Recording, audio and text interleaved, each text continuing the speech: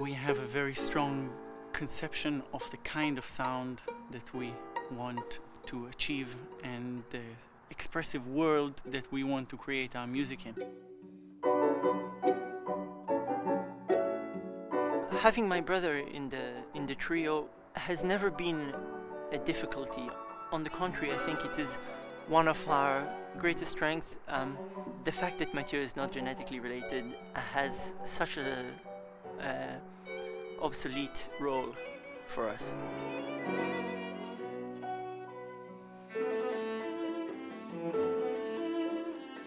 Ja, we waren op zoek naar een naam zoals elk trio. En ik begon net te spelen op de oude viool van Adolf Busch, een Guadagnini uit 1783. Op dat moment zoek je een naam naar het trio, dan moet je niet lang over nadenken. Dat was echt heel makkelijk, heel logisch.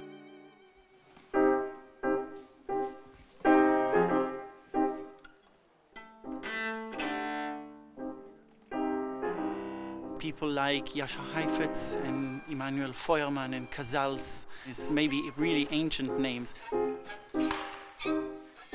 But for us, somehow all three of us are bonded by very similar ideas and direction in the kind of sound that we want the trio and for ourselves to have. And I think if you want to get that sound of the old masters, you have to have your instruments set up in that same way, and so they play on gut strings.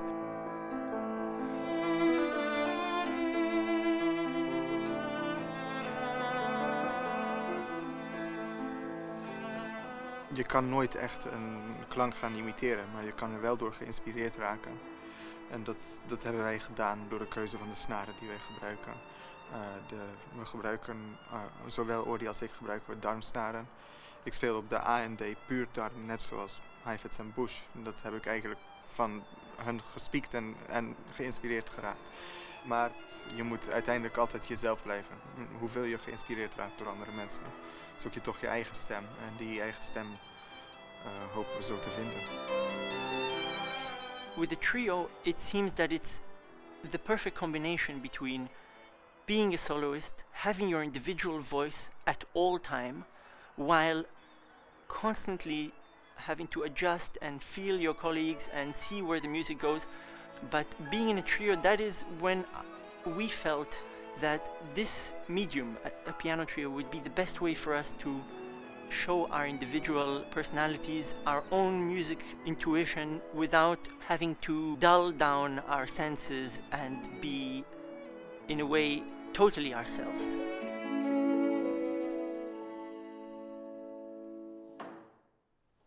I think it's about the contradiction and the conflict and the tension between joining forces and going our separate ways. And I think that's a much more, in a way, dynamic form of making chamber music, which we love. Peut-être un peu plus. Ça c'est croissant. Ah, ça un peu plus.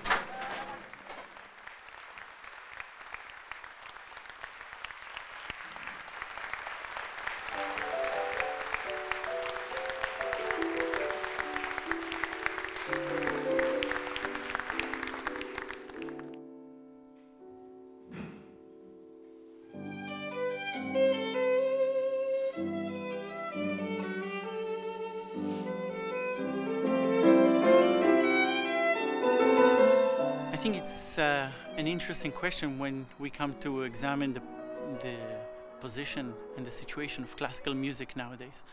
I think there is objective decline that nobody can disagree with this or can deny, that we have less funding and less education and less passion and enthusiasm about it. But I am more interested about the effect of these declines and how they affect the musicians themselves. And nowadays, because we have less salary, less pay, and we struggle much more, and we have to, in a way, run around and say yes to all the concerts, that I think, how should I say, erodes the passion and the enthusiasm of the musicians themselves. Because now musicians, I find a lot of young people, of course, that's not, it's a generalization, of course there are exceptions, but I find a lot of young people say, yeah, I'm a musician, it's a profession, it's a skill, I'm not going to be rich, so I'm just gonna play. I'm just going to get on with it, and I think that becomes a vicious cycle. Less audience, but then when they do go to concerts, they hear musicians that don't care so much. We have got a responsibility here to, in a way, save classical music. And when we go on stage, we have the responsibility of giving everything so that music can get to people, and people leave the concert hall and say, wow, this really affected me, this matters, this enriches my life, and not just confirm and reaffirm the notion nowadays that classical music is boring, it belongs in the museum, it's for the tourists. No, it's something that matters. It's something that matters to young people. It's something that speaks, communicates the passion between people. Sure, times are tough now for classical music, but I think we shouldn't give in.